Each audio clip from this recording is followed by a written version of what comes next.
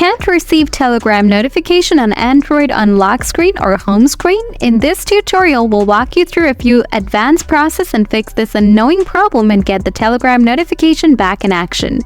Let's get started.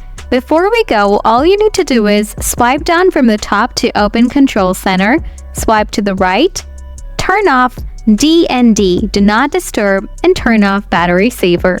After these, back to Advanced Process. Solution 1. Check Telegram app settings. First, open the Telegram app. Next, tap the hamburger icon in the top left corner. Then go to Settings. After that, tap Notifications and Sounds.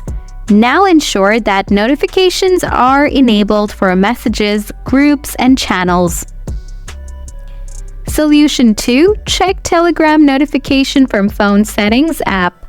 Go to your phone's settings, scroll down, then tap Apps. Next, press Manage Apps, scroll down. After that, select Telegram. Make sure all notifications are enabled. And be sure the Allow Playing Sounds option is also turned on.